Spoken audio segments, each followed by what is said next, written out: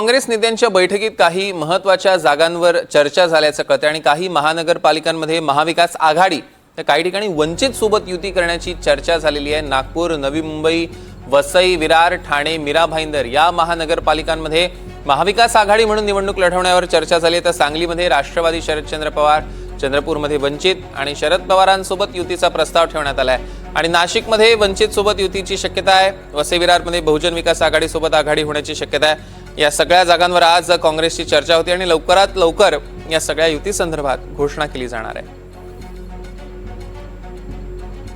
तर काँग्रेसची आज अत्यंत महत्त्वाची बैठक आहे आणि आता निवडणुकांच्या पार्श्वभूमीवर कुठे कुठे कोणत्या ठिकाणी कोणासोबत युती करायची याचे आडाखे आता बांधले जात आहेत। काँग्रेसच्या बैठकीत या महत्त्वाच्या जागांवर चर्चा करण्यात आली आहे आणि काही ठिकाणी महाविकास आघाडी म्हणून काँग्रेस लढणार आहे, काही ठिकाणी वंचित सोबत युतीच्या चर्चा आता सुरू झालेल्या आहेत। तर वसई विरारमध्ये भवियासोबत देखील युती होणार असल्याचं कळत आहे। जोई जाधव आपल्या प्रतिनिधी आपल्यासोबत थेट जोडल्या गेल्या, त्यांच्याकडून अधिकचे अपडेट्स आपण घेणार आहोत। जोई, अगदीच सौरभ, आपण पाहतोय की काँग्रेस पक्षाच्या महत्वाच्या बैठका आज पार पडल्या आहेत। मात्र त्याआधी आपण पाहतो की विश्वजित कदम इथे आपल्यासोबत आहेत, आपण त्यांच्यासोबत संवाद साधा। सर, काय सांगाल, महत्वाच्या बैठका आज पार पडल्या आहेत प्रदेश काँग्रेसच्या, काय नेमक्या बैठकीत झाल्या आणि विशेष म्हणजे तुमचं महानगरपालिकेचं काय ठरलंय? एकतर आज राज्याची आमची पार्लमेंटरी बोर्डाची ही महत्वाची बैठक नुकतीच संपन्न झाली आहे आणि महाराष्ट्रातून ज्या काही महानगरपालिकेच्या निवडणुकीला सगळी महाराष्ट्राची जनता सामोरे जाते, तर जे काँग्रेस पक्ष ज्या महानगरपालिकेमध्ये जे इच्छुक उमेदवार आहेत तिथले जिल्हाध्यक्ष, आजी माजी आमदार, खासदार असे सगळ्या लोकांना घेऊन त्यांच्याशी चर्चा, संवाद या पार्लमेंटरी बोर्डामध्ये होत असते। त्याकरता राज्यातले, देशातले, आमचे महाराष्ट्रातले नेतेगण उपस्थित होते। एक अत्यंत चांगली चर्चा झाली, सकारात्मक झालेली आणि काँग्रेस पक्ष आणि त्याचबरोबर या ठिकाणी महाविकास आघाडीचे घटक पक्ष यांना सोबत घेऊन चांगली ताकदीची इलेक्शन होईल असं आम्हाला खात्री आहे। महाविकास आघाडी एकत्र जाण्यावरती किती लोकांचं एकमत झालं आहे का? काँग्रेस एकटा निवडणूक लढणार आहे का वंचितला घेऊन निवडणूक लढणार आहे?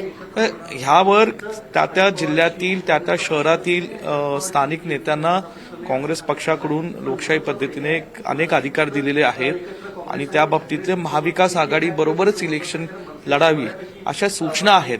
परंतु जर त्यामध्ये काही अडचण असेल आणि जर तिथल्या स्थानिक काँग्रेसच्या कार्यकर्त्यांना स्वबळावर इलेक्शन लढायचे असेल, त्याच्या बाबतीतली ही संवाद आणि चर्चा झालेली आहे। पक्ष आदेश जो काय येईल त्यानुसार जिथे स्वबळावर शक्य असेल आणि सक्षम उमेदवार असतील त्यांना घेऊन लढलं जाईल, तिथं महाविकास आघाडीचे घटक पक्षांना सोबत घेऊन या ठिकाणी लढायचं असेल त्यांना सोबत घेऊन लढलं जाईल। मैत्रीपूर्वक लढत देखील होईल का काही ठिकाणी?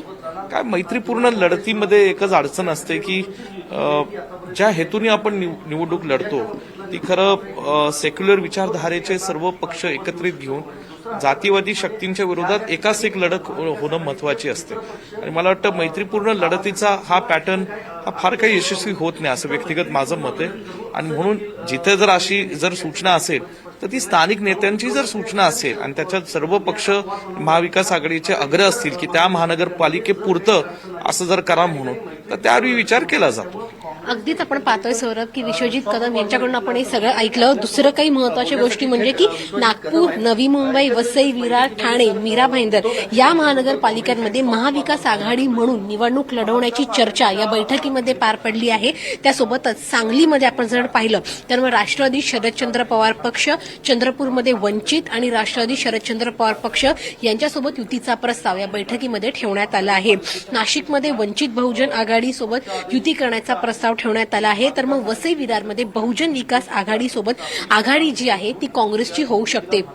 अशा काही जागा आहेत, या जागांवर आज चर्चा झाली या बैठकांमध्ये आणि काही ठिकाणी महाविकास आघाडी म्हणून तर काही ठिकाणी वंचित सोबत युती करण्याचा प्रस्ताव या बैठकीमध्ये ठेवण्यात आला आहे। तर अवघे काही दिवस शिल्लक राहिले आहेत निवडणुकीसाठी अर्ज भरण्यासाठी आणि जर येत्या काही तासांमध्ये घोषणा झाली नाही तर मात्र जे अर्ज दाखल करणार आहेत त्यांच्यामध्ये देखील संभ्रमाचं वातावरण निर्माण होऊ शकतं आणि त्यामुळे लवकरात लवकर या ज्या आघाड्या होत आहेत त्यांचं जाहीरपणे जी घोषणा आहे ती करणं गरजेचं राहणार आहे। सौरभ, निश्चितच जोई, या संदर्भातले अधिकचे अपडेट्स देखील आम्ही तुमच्याकडनं घेणारच आहोत। तुर्तास धन्यवाद।